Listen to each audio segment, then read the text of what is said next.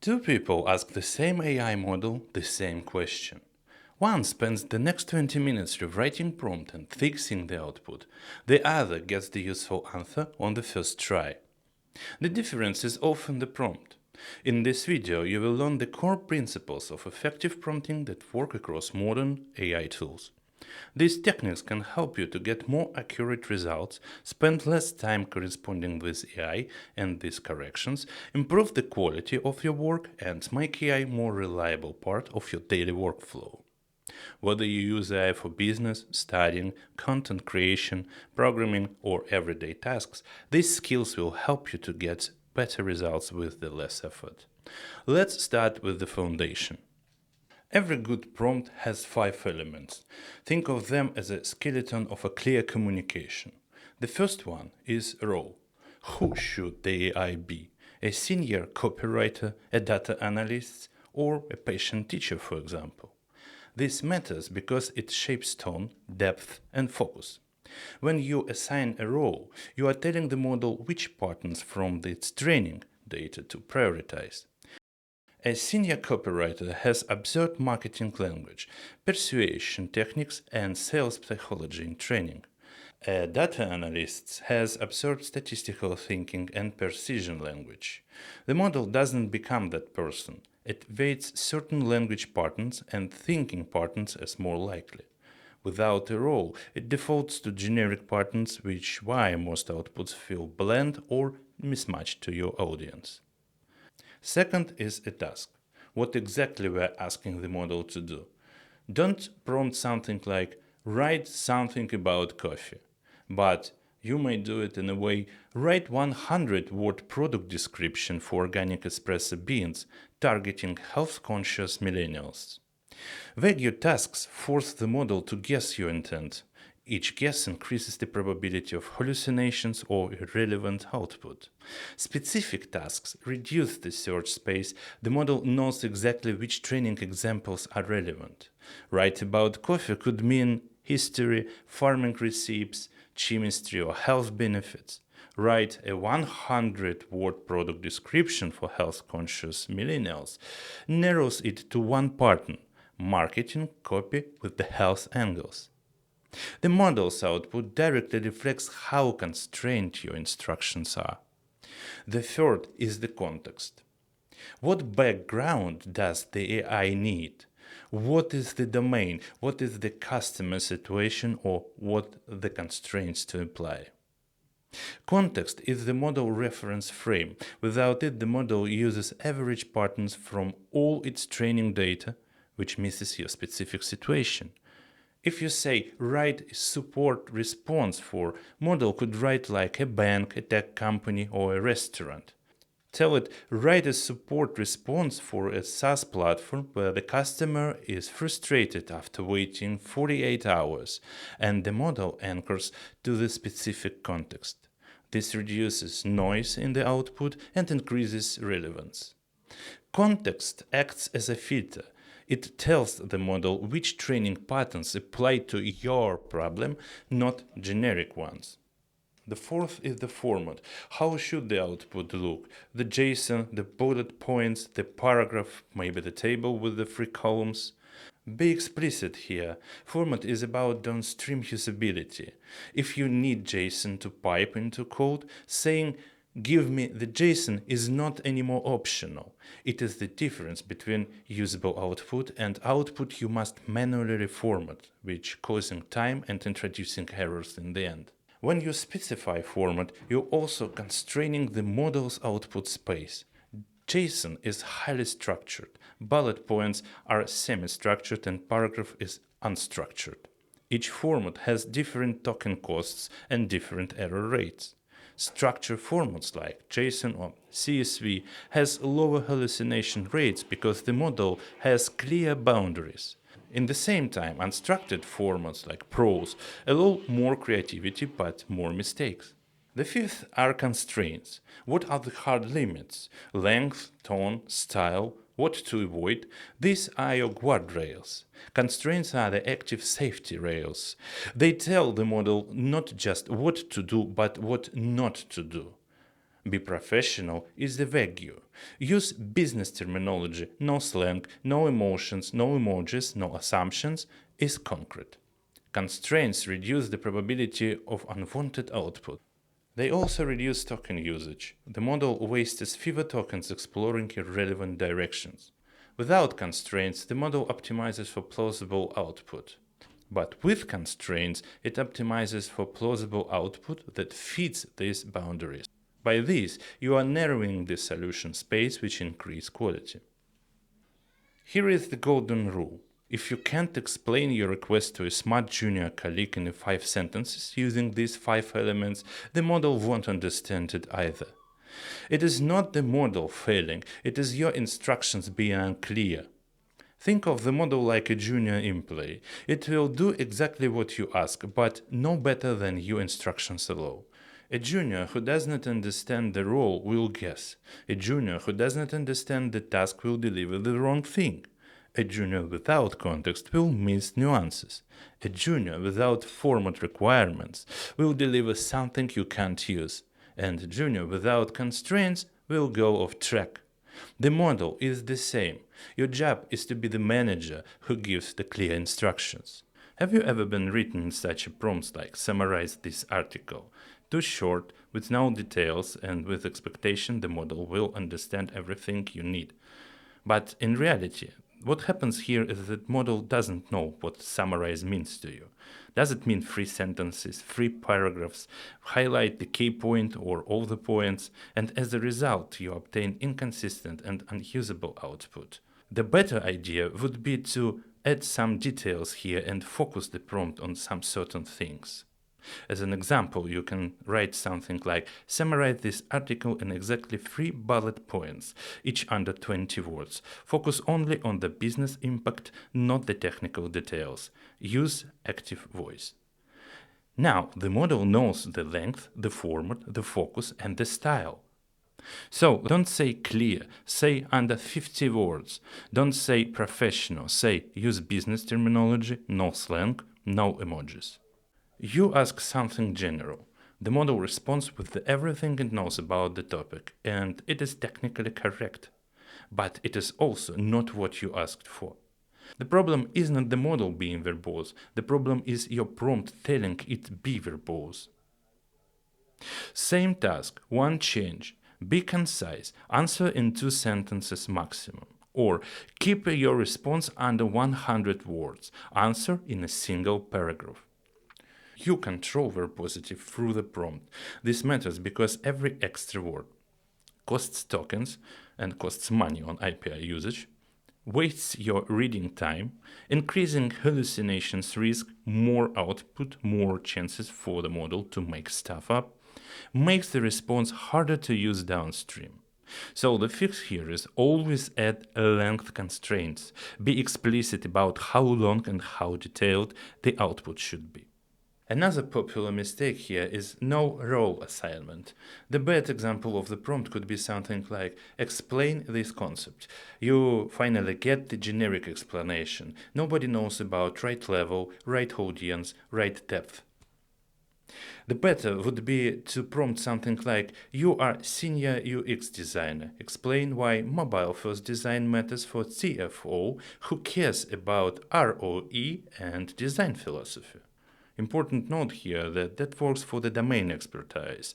You are a data analyst, works great, but you are a 35-year-old woman, doesn't reliably work and can introduce biases.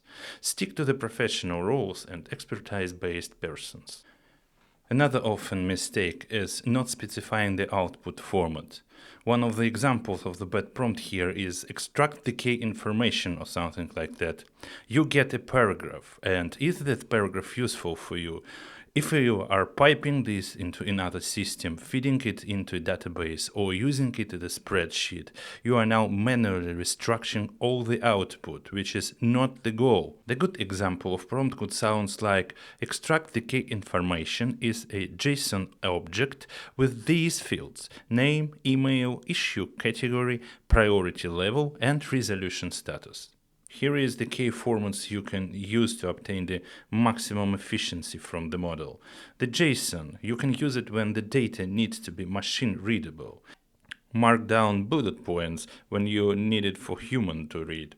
CSV when it goes into the spreadsheet, HTML table when you need the visual structure, and the plain text, which is the simplest from this list and which we have out of the box from the very beginning. So remember that being explicit is very important and do not leave format to chance. Another thing you certainly have to avoid is asking the model to do too much at once. Imagine this prompt. Read this article, summarize it, extract 5K insights, classify the sentiment, and then suggest 3 follow-up questions. That's 4 different tasks in fact, and the model will try to do all of them. As a result, you will obtain something at media core, but not what you expected to have. The better idea would be to decompose it into the 3 smaller prompts. The first prompt will be responsible for summarizing the article. The second one, extract key insights from the summary, and the third, classify the sentiment of the original article.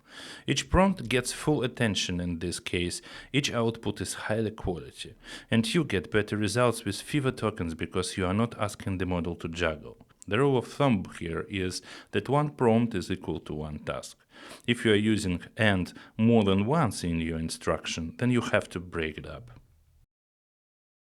Now let's talk about 2 powerful techniques you can use immediately. The first one is the zero shot. So you give an instruction with no examples, which works great for simple and common tasks. Let's consider this example prompt. Classify this customer feedback as positive, neutral, or negative. Output only the category, nothing else. As a result, you receive something which works fine.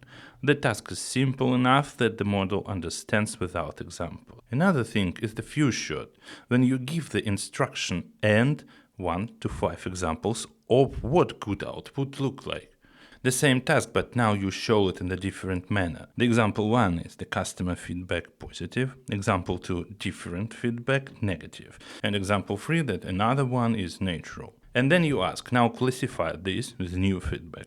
Research shows that a few shot improves accuracy by about 10% of average. For complex tasks, it's more like the 15 to 20%.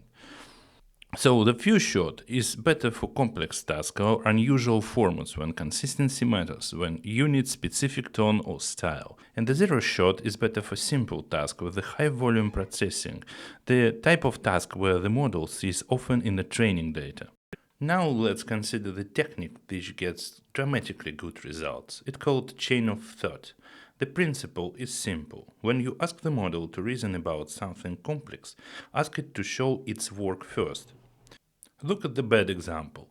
A train leaves Boston at 3 p.m. traveling at 60 miles per hour, and another train leaves New York at 4 p.m. traveling at 80 miles per hour. When do they meet? The model might jump straight to an answer, and it might be wrong because it skipped steps. The better would be to prompt something like, let's think step by step. First, reasoning about distance between cities, then calculate when they meet and show your work. Now the model breaks it down, it shows its reasoning. And research shows this improves accuracy by 35–40% on reasoning tasks. Why does it work? As we already know, the model is not thinking the way humans think. But when you ask it to explain step by step, you're forcing it to use more its context for intermediate reasoning instead of jumping to a conclusion. When it is a better time to use it? The multi-steps logic problems, the math word problems, complex analysis, and anything where the answer depends on intermediate steps. Here is the real ticket. I cannot log in into my account. I tried resetting my password but never got the email. This is urgent. I have a deadline. What we need? Category, priority, confidence level. The first approach is the zero shot. We can prompt something like this. Classify this support ticket into one of these categories. Account access, billing, feature request, bug report, or general. Respond with only the category, and the output account access. It works, but is it confident? Did it catch the urgency? We don't know, it just gives us a category. The second approach is the few shot. Same prompt, but now we add examples. The example 1. I can't download my invoice, billing example. The app crashes when I upload a file, which is the bug report example. And can I export my data, which is feature request. Now we get account access priority high. Better, the model is using the examples to understand not just what classify, but also what priority to assign. The third approach would be the combination of the few shot and the chain of thought. We add, explain your reasoning first, then assign the category and priority. The output could be something like reasoning, the customer cannot access to the account, which is the core issue. The password reset mechanism failed, didn't receive email. The customer mentions urgency and deadline. Category, account, access, priority. High confidence, 98%. Now we have certainty, reasoning and classification, which is significantly better for the human review. On financial technique, explicit constraints. Sometimes you need the model to follow strict rules, not just length, but behavior rules. Bad approach is to hope that the model will follow your intent. Good approach is to write the rules explicitly. The example of constraints you can see here, so do not mention price, use exactly 3 paragraphs, not more, not less. Avoid jargon, use simple English. Do not make up statistics, only use provided data. Answer must be suitable for a 10-year-old. Each constraint increases the chance the output matches that you need. Here is the decision framework. When you sit down to write a prompt chat, you have to ask yourself several questions. Is the task simple? By simple we mean something more general, less specific. Something that the model sees all the time in the training data, so then you can use zero shot. Does the format matter? Does the style matter? Do I need specific tone? If so, you will have to add your own examples and use the few shot technique to obtain the better output as possible. If this is reasoning heavy, so does it need multiply logical steps? Ask step by step. Is accuracy critical here? Will mistake cost time or money? If it is, then you have to combine few shot and cost of thought. Do I need to prevent mistakes? Explicit constraints should be everywhere in your prompts, but you have understand how much restrictions you are going to add. Tell it what not to do. The model has to work with it. So, summarizing this video, we are elaborating the 5 golden rules that work across every LLM. So, first, specificity beats vagueness. Write something loses. Write a 200-word product description targeting professional women focusing on ROE and time saving wins. Show, don't hope. If format matters, show examples. If tone matters, show examples. Examples are the cheapest way to get quality. One task, one prompt. Juggling multiplied tasks in one prompt means each task gets half of your model attention. Constraints prevent mistakes. Tell the model what not to do. Tell it length. Tell it format. Be explicit. Reasoning is free. Adding let's think step by step costs a few extra tokens, but prevents wrong answers and costs way more. These are not Claude tricks, these are not GPT tricks. They are fundamental communication partners that work with any LLM. Now it's your turn to go and to play and practice a little bit with new techniques to improve yourself and to see that now you can prompt better than you did it yesterday.